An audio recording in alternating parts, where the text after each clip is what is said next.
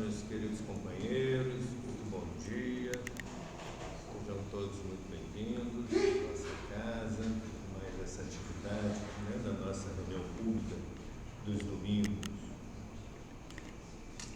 Também damos as boas-vindas àqueles que vão escutar depois.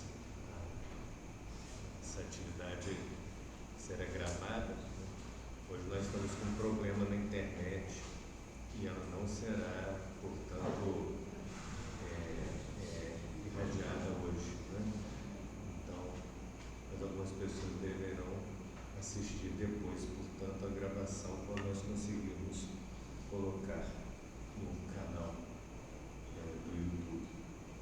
Bem, então, nossas boas-vindas, particularmente aqueles que estiverem vindo pela primeira vez. Se alguém estiver vindo pela primeira vez, desejar algum tipo de esclarecimento, pode procurar qualquer pessoa aqui da equipe ao final. E vamos lembrar que nós temos a nossa livraria e nossa biblioteca funcionando aqui atrás. Se alguém desejar adquirir algum livro ou pegar por empréstimo, pode fazer antes ou após a reunião. Nesse horário, nós temos também a evangelização infantil. Então, quem desejar pode trazer seus filhos e netos para o trabalho da evangelização.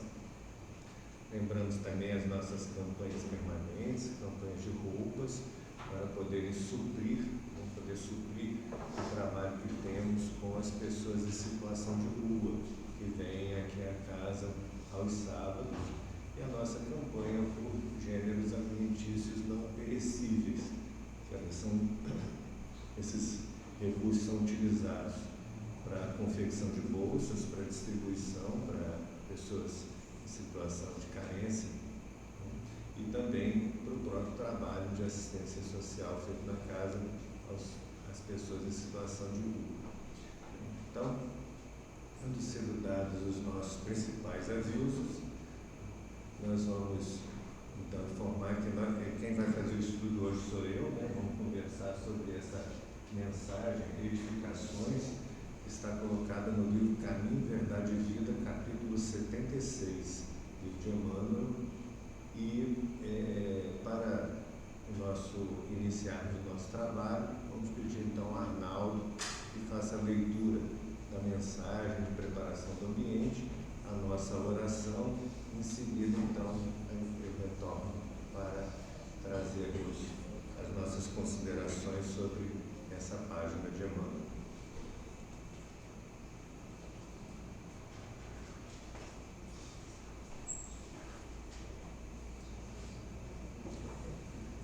Bom dia para todos.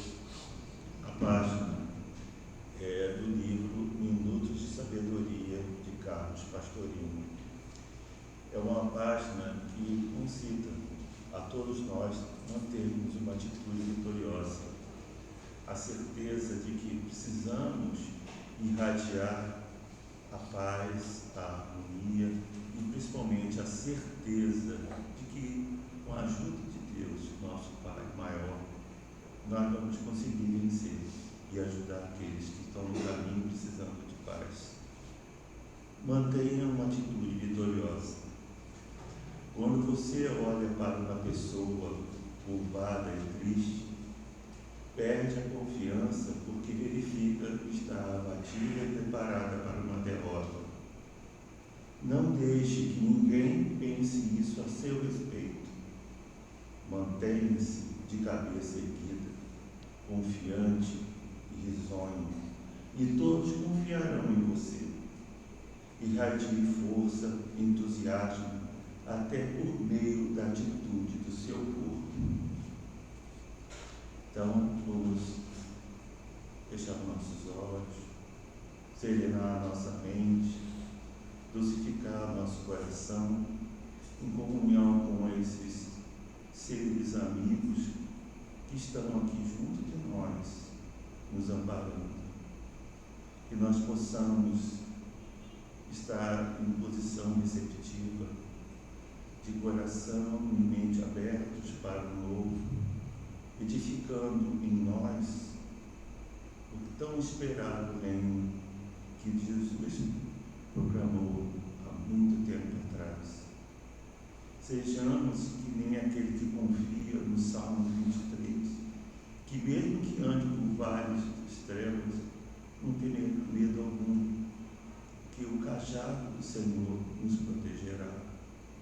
E um dia voltaremos à casa dele, teremos a bênção de toda a paz que poderemos vir a sentir e iremos obrar, edificar o reino de amor. Que assim seja e que nosso Pai nos envolva com carinho e bênçãos. Bom dia.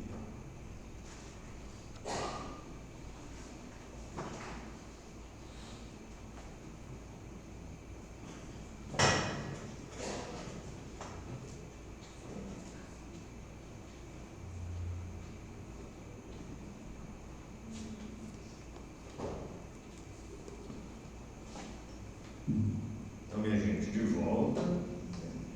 Então, conforme nós comentamos, vamos hoje estudar, fazer alguns comentários a respeito da mensagem intitulada Edificações, uma mensagem de Emmanuel, através de Francisco Cândido Xavier, no livro Caminho, Verdade e Vida, capítulo 76.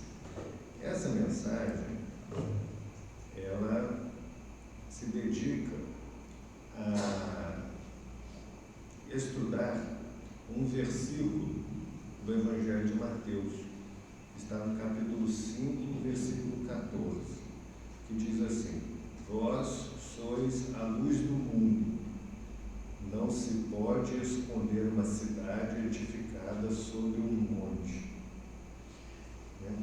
Então, vamos recorrer primeiro a essa mensagem, a essa passagem do Evangelho.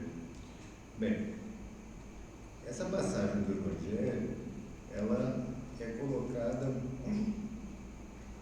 logo após as bem-aventuranças, no Sermão do Monte. Então, Jesus diz assim, a passagem completa diz assim: Vós sois o sal da terra. Se, porém, o sal tornar-se insosso, com que se salgará? Para mais nada presta, senão para lançado fora ser pisado pelos homens. Vós sois a luz do mundo. Não se pode ocultar uma cidade situada sobre um monte, nem se acende uma candeia colocando-a debaixo do módio, mas sobre o candeeiro, assim ilumina todos que estão na casa. Da mesma forma, brilhe a vossa luz diante dos homens, para que vejam as vossas boas obras e glorifiquem vosso Pai que está nos céus. Então é interessante que aqui nós percebemos que Jesus está falando para os discípulos, para aqueles que são seus aprendizes. Inclusive, na tradução do Haroldo Dutra Dias, essa passagem tem o título de Missão dos Discípulos. Realmente aqui, Jesus usa o imperativo, diz assim, brilhe a vossa luz. Então, estabelecendo que essa é a missão dos cristãos, a missão dos seus discípulos. Ele usa também uma outra analogia com o sal. O sal, a luz, são dois elementos que modificam o ambiente onde eles se encontram.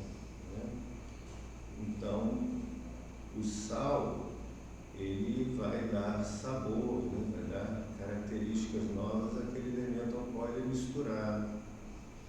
Numa outra passagem ele fala do fermento, que a gente vai levedando a massa. Então são todos elementos que modificam aquele ambiente onde nós estamos. A luz também, ela é um elemento modificador do ambiente. E ele diz assim: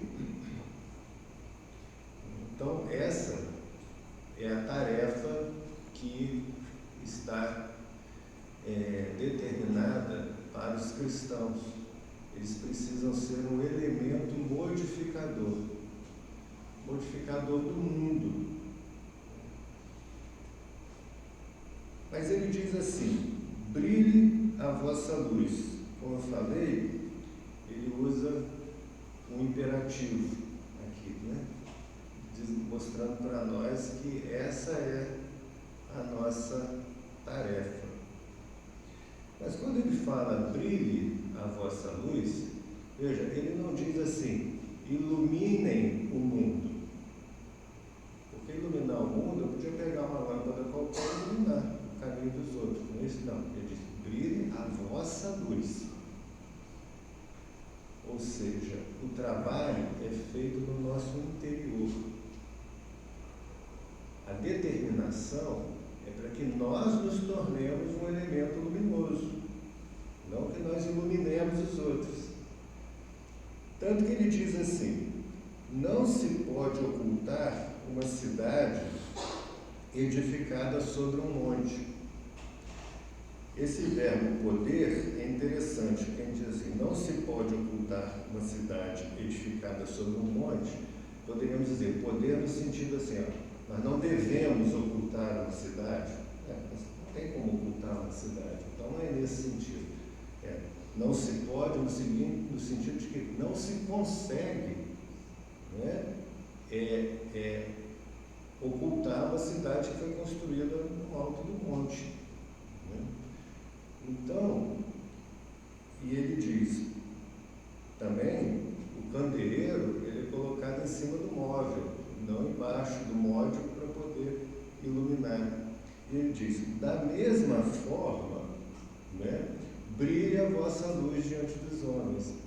Ou seja, essa luz que propõe que nós desenvolvamos, ela não se consegue ocultar. É interessante que essa mensagem vem antes da passagem em que Jesus diz assim, não penseis que vim destruir a luz, não penseis que vim destruir a lei ou os profetas, não vim destruir, mas cumprir. É muito interessante que vamos voltar a esse aspecto da mensagem de Jesus. Quando ele fala brilhe a vossa luz, ele propõe uma modificação, né, no próprio indivíduo. E essa modificação no próprio indivíduo, a iluminação própria do indivíduo, ela inevitavelmente iluminará. Porque não se consegue evitar que ela ilumine, porque ela está colocada no alto, né? Mas vejamos que ele está se referindo a algo que acontece dentro da pessoa e não fora do indivíduo. O processo é interior, com consequências também além do próprio indivíduo. Na passagem seguinte, que ele vem falar sobre a lei, a justiça e o reino, ele diz, não penseis que vim destruir a lei ou os profetas. Não vim destruir, mas cumprir. O que ele está se referindo aqui? A lei são os 10 mandamentos, o decálogo. Os profetas, eles também trouxeram vários outros mandamentos. Aqui Jesus dá um outro mandamento, ele diz assim, ó, brilha a vossa luz. É uma recomendação, está no imperativo. E é interessante que quando nós lemos os 10 mandamentos na lei de Moisés, né, nós vemos o seguinte, eu trouxe até anotadinho aqui, ou eu não trouxe, né? Ah, não, está aqui. Nós vamos ver que dos 10 mandamentos, 8 vêm na negativa. O primeiro deles a gente costuma dizer o seguinte, amar a Deus sobre todas as coisas. Mas como está na Bíblia não é assim não, ele diz assim, eu sou o Senhor teu Deus, que te tirei da terra do Egito, da casa da servidão. Não terás outros deuses perante mim. Então, a recomendação é não terás outros deuses. O segundo, não invocarás em vão o nome do Senhor teu Deus. O terceiro é afirmativo, não é negativo. Guarda o sábado. O quarto é afirmativo. Honra teu pai e tua mãe. Dali para frente todos são negativos. Não matarás, não cometerás adultério, não roubarás, não levantarás falso testemunho, não desejarás a mulher do próximo, não cobiçarás nada do teu próximo. Então, vejamos que é interessante. Isso, vou usar aqui.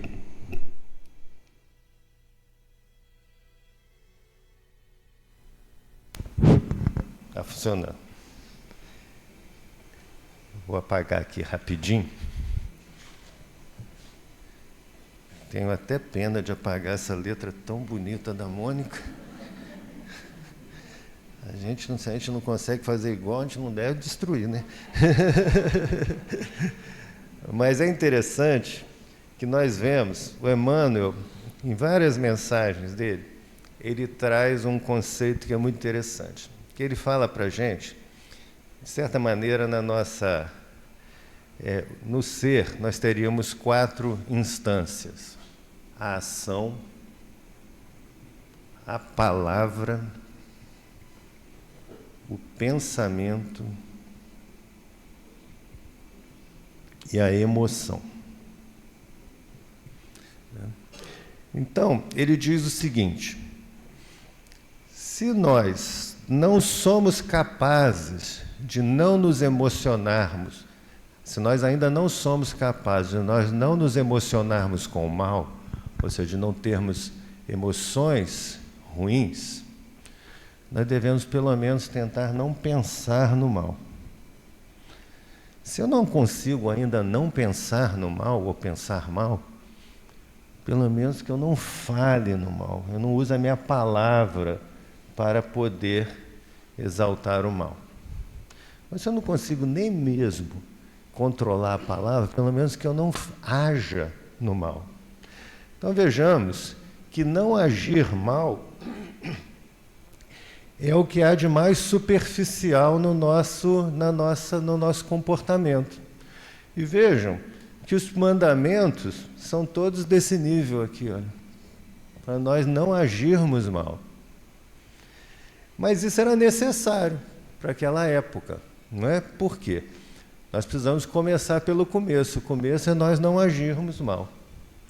Quando nós não agimos mal, nós tendemos a controlar a nossa palavra e não utilizá-la para induzir qualquer coisa ruim. Né? Se eu já não ajo no mal e tento não falar, eu tendo a pensar, né, de forma correta. E à medida que eu vou pensando e vou aprimorando meu conhecimento, meu entendimento, a gente tende a exercitar essas emoções. Por outro lado, se eu tenho uma emoção boa, o meu pensamento é bom, minha palavra é boa, minha ação é boa. Então, esse é o nosso processo de aprimoramento. Né? Nós temos que chegar aqui, olha, a termos a nossa emoção ser uma emoção no bem. Né? Quando nós chegamos aqui, isso é uma conquista. Né? Para que nós possamos fazer isso, a gente precisa do quê? Da prática. A prática, o exercício vai fazendo isso. No livro Evolução em Dois Mundos, o André Luiz explica mais ou menos isso. Cada vez que nós temos uma ação no bem, uma ação correta, aquilo envia um comando para o nosso interior, para o nosso espírito. E nós vamos aprofundando nesse processo. Quando Jesus diz, brilhe a vossa luz, ele está recomendando esse tipo de caminho aqui, para nós chegarmos até mesmo ao ponto das nossas emoções serem emoções no bem. É uma modificação toda interna. Por isso que ele não está modificando a lei trazida por Moisés, ele está dando cumprimento a ela. Ele vai dizer assim, logo na passagem seguinte, né?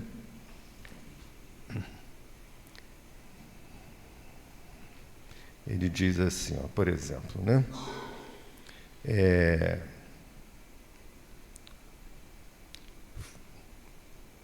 Foi dito, né? Olho por olho, dente por dente. Eu, porém, vos digo que não resistais ao mal. Se alguém estiver na justiça lutando para adquirir seu manto, dá também a túnica para ele. Se alguém te bater na face direita, mostra a esquerda. Né? Se alguém pede para andar 1 milha com ele, ande 2. Então vejamos que aqui Jesus já age de uma forma diferente. Ele traz novos mandamentos que são o aprofundamento daquelas lições de Moisés, mas ele traz de uma forma afirmativa. Ele diz, ó, haja dessa maneira. Né? Ele modifica isso. Em algumas situações, ele usa também a negativa. Mas quando ele usa a negativa, em seguida ele dá um exemplo afirmativo, para nós entendermos que isso tem que ser um processo ativo dentro de nós. E não é fácil. Se não é fácil, por quê? Não é fácil porque isso ainda não está construído em nós. Isso é um trabalho de edificação, né? É um trabalho de edificação em nós. E é por isso que nessa mensagem de Emmanuel, eu vou voltar.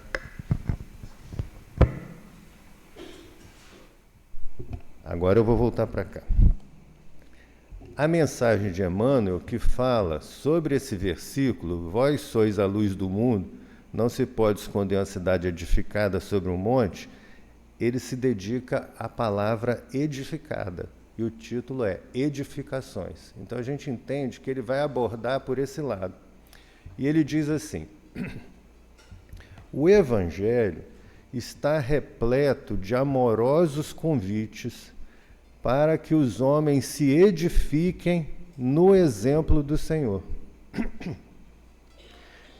É exatamente, o Evangelho inteiro é um grande convite para nós nos edificarmos. Mas isso é feito de que maneira? Através dos exemplos de Jesus. Jesus não foi só um legislador de moral, né? A diferença de Jesus para outros seres que passaram na Terra é que ele exemplificou, né, até o extremo, né, aquilo que ele falava. Muitas das coisas que nós vemos em Jesus, nós encontramos, por exemplo, em Sócrates também, né, que foi um grande exemplificador também. Mas não há paralelo entre o exemplo daquilo que é pregado por Jesus com qualquer outro ser que tenha passado aqui na Terra, né? Então, vejam, esses convites para a nossa edificação acontecem através do exemplo dado por Jesus. Muito mais do que as palavras, o que nos atrai, o que nos arrasta, são os exemplos. São esses exemplos de Jesus que não podem ser escondidos de forma nenhuma. Nós não conseguimos esconder, porque é como uma cidade edificada no alto, que ilumina inevitavelmente. Nós vemos que o trabalho de Jesus vem conseguindo, né, vem conquistando gradualmente cada ser no planeta. Né? Porque isso é inevitável. Isso vai iluminar a todas as outras pessoas. Né? Quando eles nos recomendam que nós sejamos, então, a luz do mundo, o que Jesus determina é que sejamos, né, como uma cidade construída no alto de um monte. Ele deseja simplesmente que nós façamos aquilo que ele fez dentro das nossas possibilidades. Não é isso?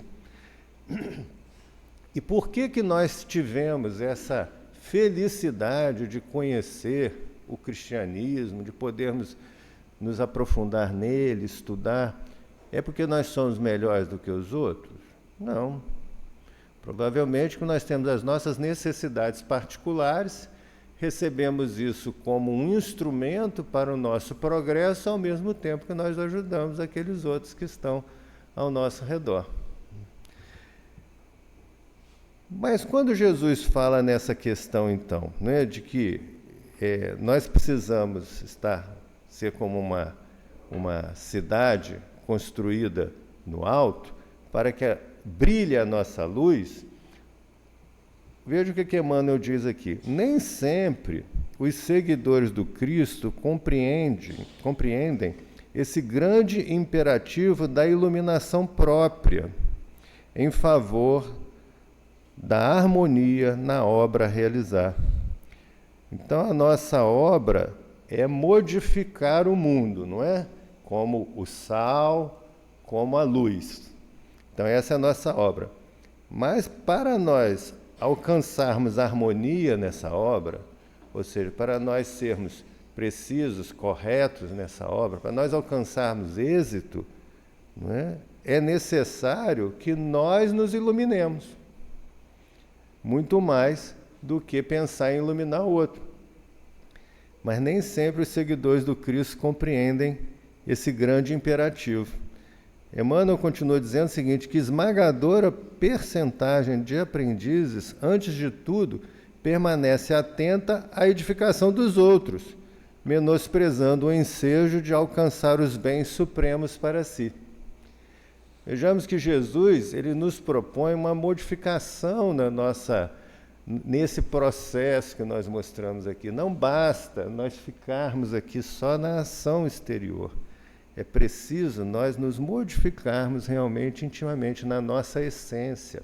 A proposta do Evangelho e a proposta que o Espiritismo nos traz não é de uma mudança externa, nas nossas ações externas. É uma mudança nas nossas ações externas como consequência da nossa modificação interna, né? E é um processo. E Emmanuel, então, frisa aqui a questão da edificação, porque no texto diz, não é possível, né, ocultar uma cidade edificada no monte. Algumas traduções colocam situada no monte, mas situada dá a impressão que a coisa surgiu ali. Então, toda cidade é edificada, ela é construída. Vamos pensar o trabalho que dá para edificar uma cidade no alto do monte? Dá trabalho, é desgastante. A gente tem que gastar energia, não é verdade? Naquilo. Então, é exatamente aqui que Emmanuel ele se prende, mostrando que nós precisamos, então, exercitar, fazer esse esforço para nós sermos essa cidade no alto do monte, né? Naturalmente, é muito difícil encontrar a oportunidade, essa oportunidade de autoiluminação, entre gratificações da existência humana, né? Então, para nós nos edificarmos, pode ser que nós estejamos com as facilidades do mundo. Mas, na verdade, nós não podemos prometer isso, né? Os Espíritos não podem prometer para a gente isso. Olha, não, você vai se iluminar, mas você vai ter todas as facilidades para isso. Sim, por quê? Porque, às vezes, ele diz, porquanto o recurso bendito de iluminação se esconde muitas vezes nos obstáculos, perplexidades e sombras do caminho.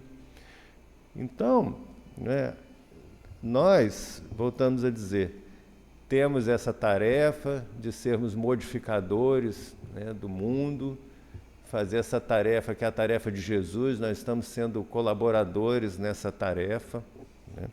O nosso planeta está determinado a uma renovação, né? E nós temos que participar dessa tarefa,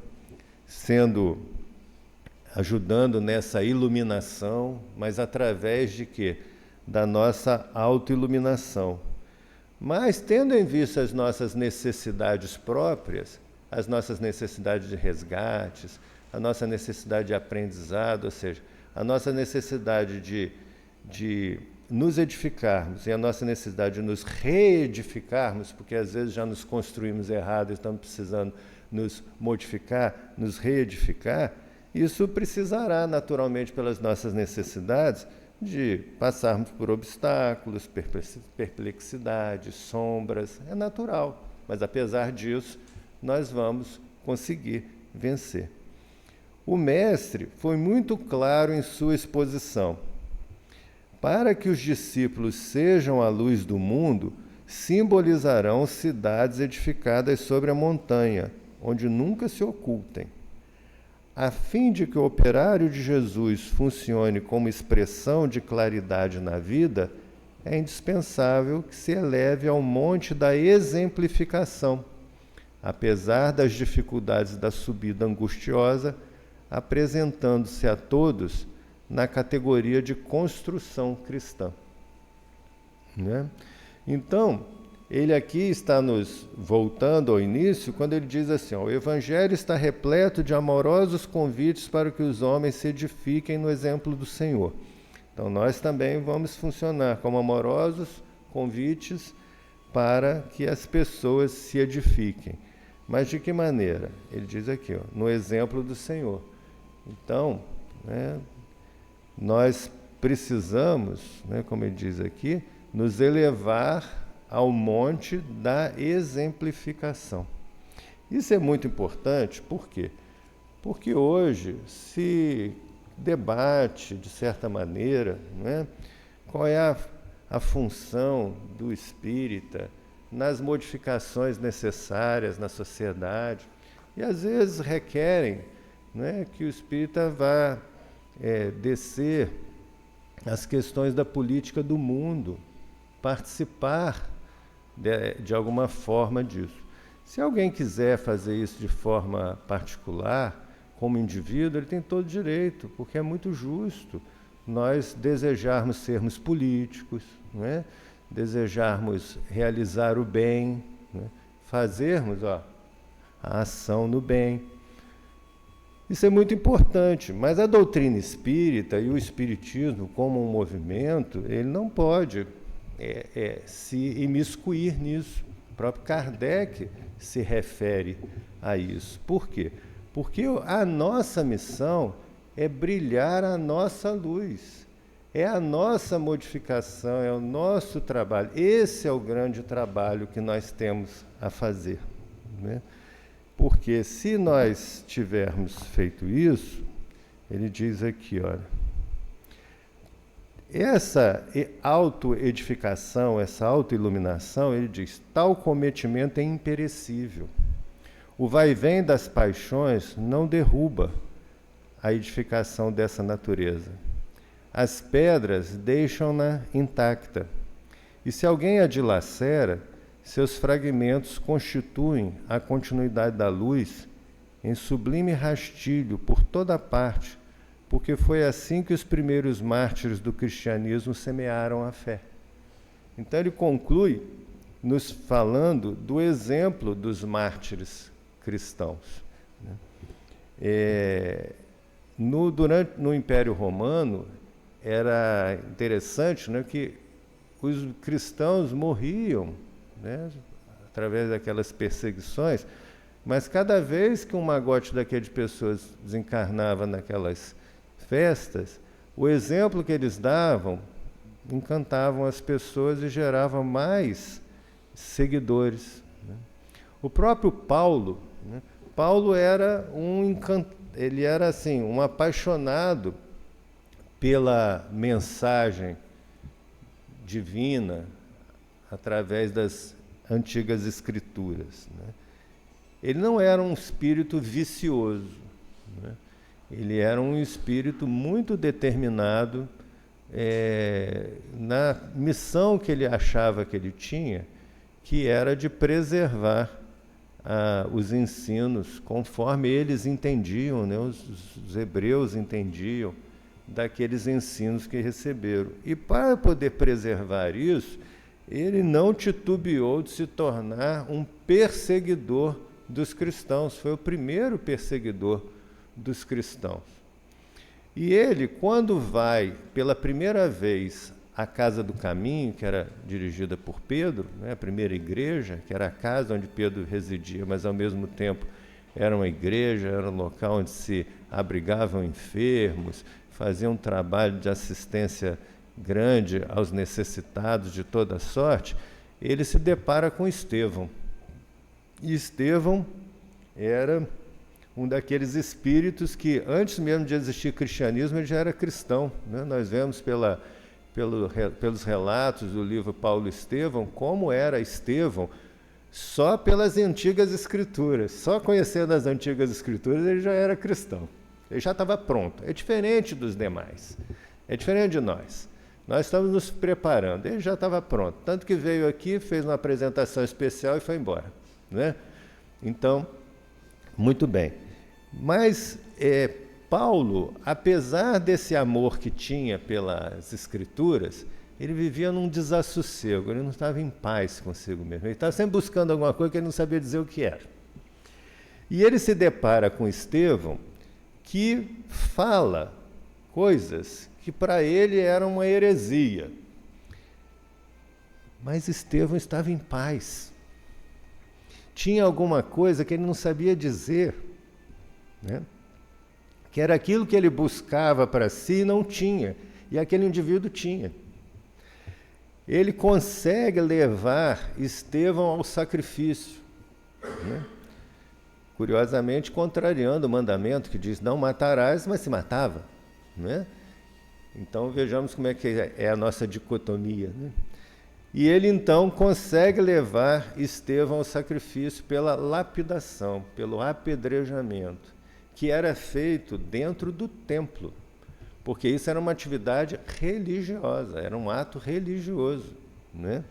Então era feito dentro do templo. E quando começam as pedras a atingir a Estevão, é relatado no livro Paulo Estevão, Paulo mais uma vez se impressiona com a paz que aquele indivíduo trazia, né? Ele no desassossego, o outro morrendo debaixo de pedras, né? Sob a ação de pedras e em paz absoluta. Aquilo não tem jeito, não se esconde isso, né? E ele percebeu, ele foi iluminado por isso, mas continuou perseguindo os cristãos. E cada vez que ele entrava em contato com um cristão verdadeiro, a mesma sensação ele tinha. Quando ele estava na viagem para Damasco, para perseguir a Ananias, que havia convertido a sua ex-noiva ao cristianismo, ele está no caminho e estava pensando assim: eu tenho seguido todos os mandamentos, né? Tenho agido, veja só, né? A ação estava de acordo com os mandamentos, né?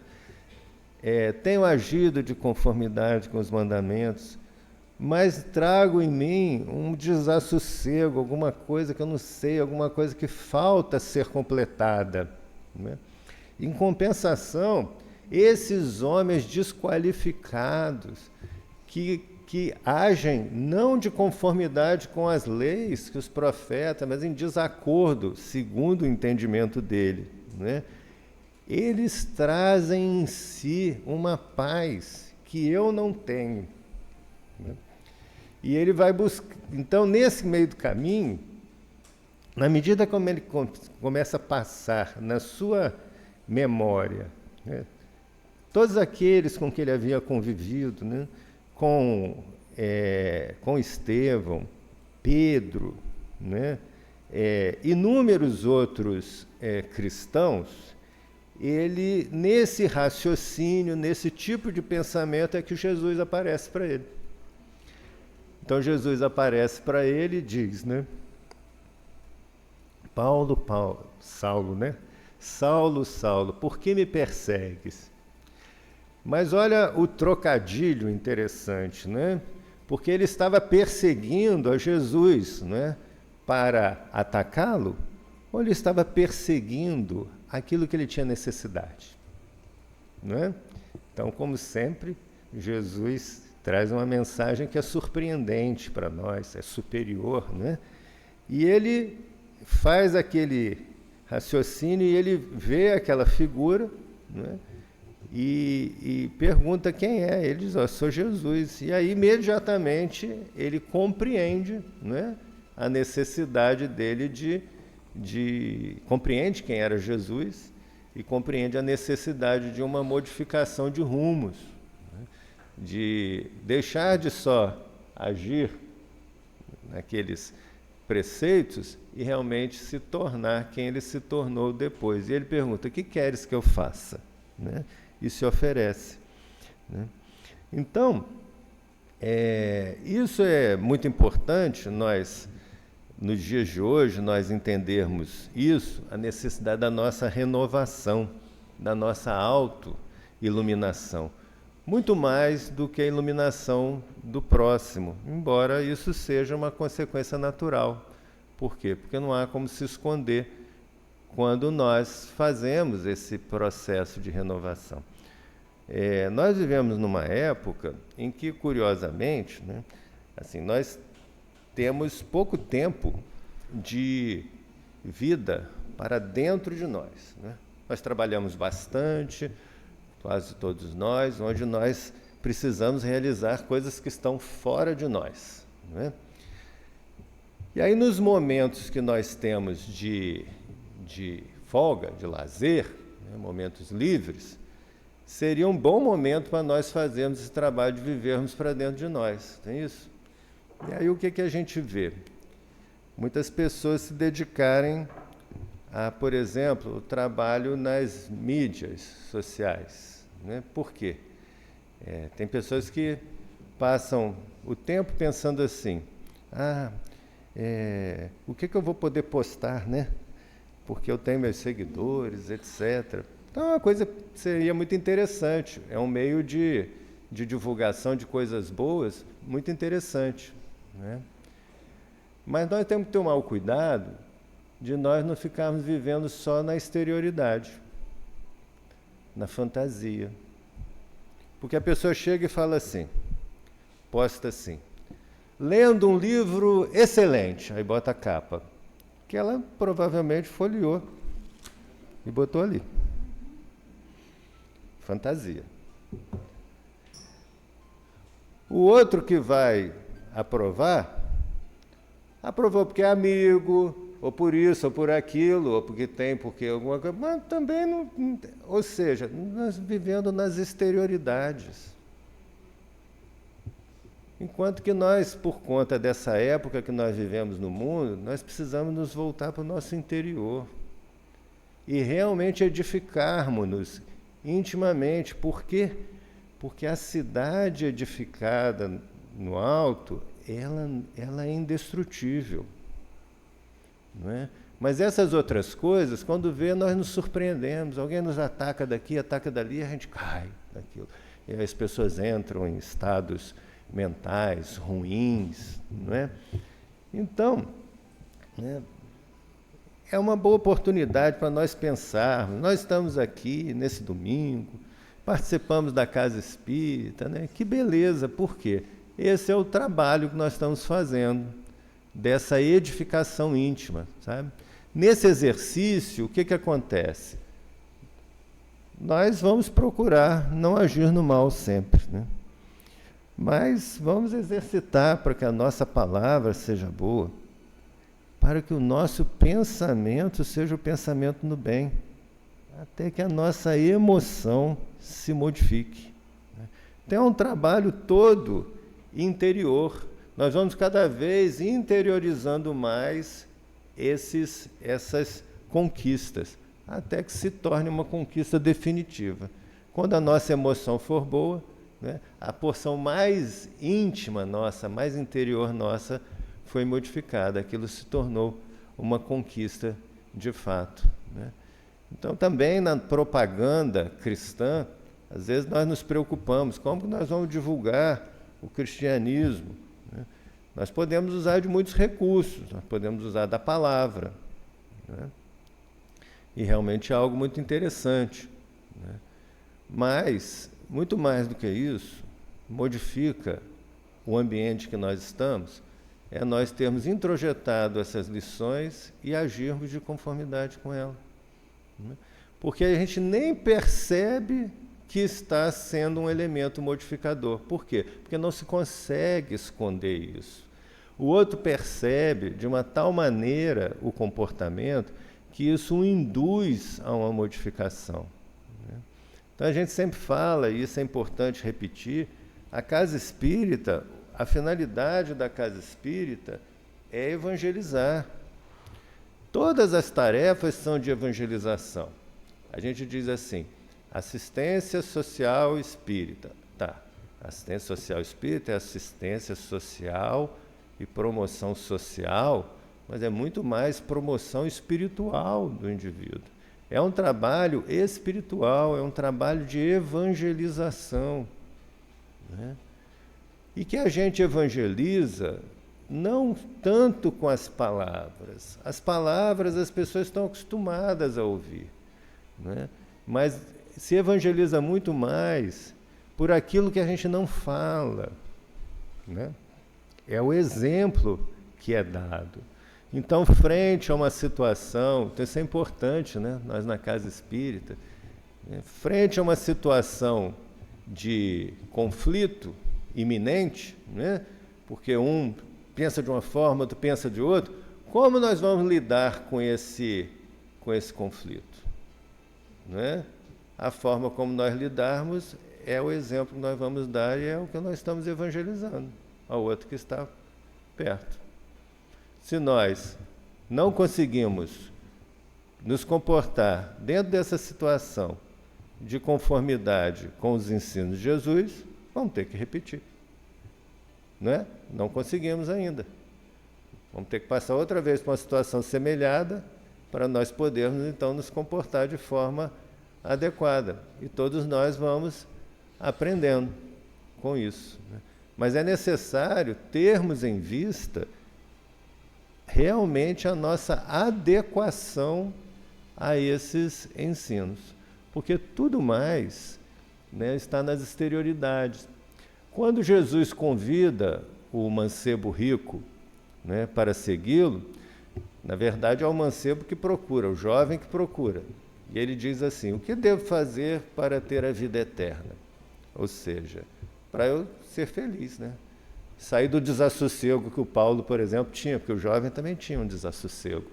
Isso quando a gente lê a mensagem da Amélia Rodrigues a respeito dessa passagem, fala isso, né? Ele era um jovem brilhante, né? Cumpridor das leis, rico, jovem, famoso entre as pessoas, desempenhava bem no esporte, etc. Ou seja, ele tinha tudo que se almejava do ponto de vista material, mas ele tinha algo, ele estava incompleto. Havia alguma lacuna dentro de si, né? Ele não se sentia sossegado com isso. Quando ele vê Jesus, ele pensa assim, este é o momento esperado em toda a minha vida, né? E ele então procura, ele é atraído, né, por Jesus, pela luz de Jesus. E ele diz, então, o que devo fazer para alcançar a vida eterna? Aí Jesus diz para ele, o que está escrito na lei? Aí ele fala os mandamentos. Então vai e faz isso. Está aqui, ó, no plano da ação. Aí ele diz assim, mas eu já faço isso. Então por que ele está desassossegado? Porque falta o restante. Ó. Falta interiorizar isso, né? Porque a gente pode dizer assim, não matarás. Tá, eu não mato, mas odeio. Desejo que o outro mate. Tomara que morra de outra forma.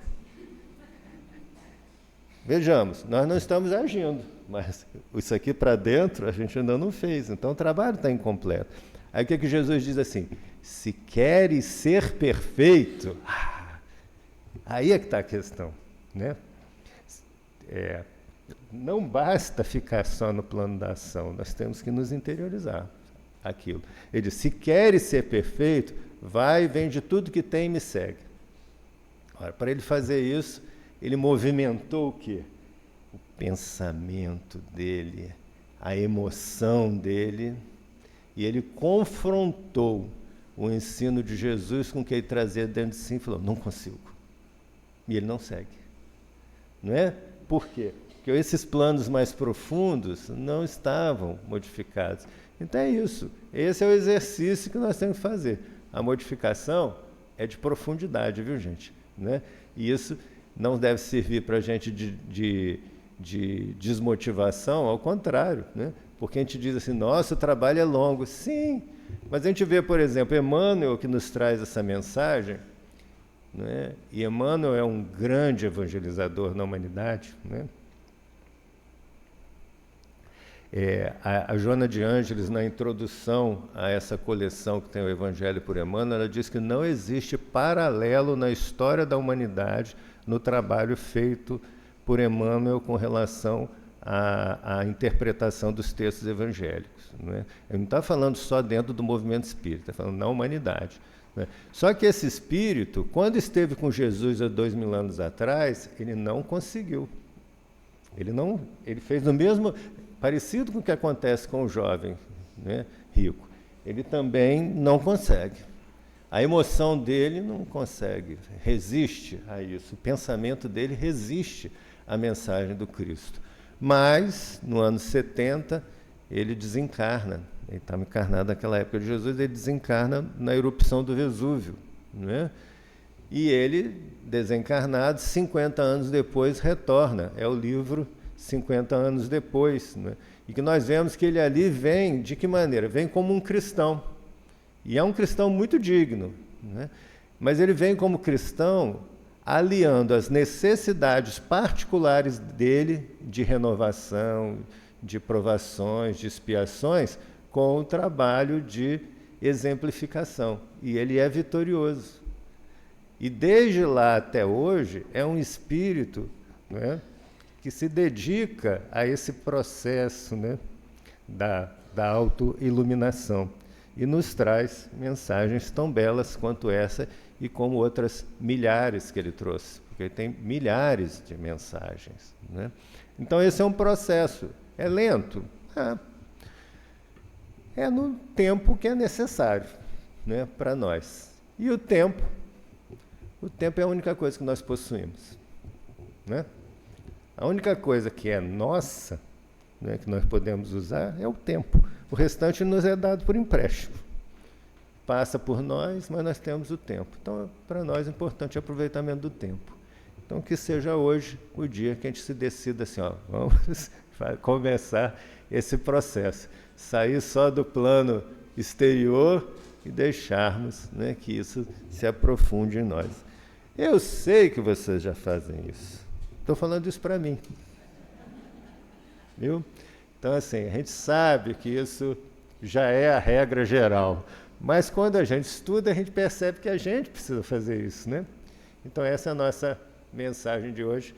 Vamos partir para a nossa oração. Né?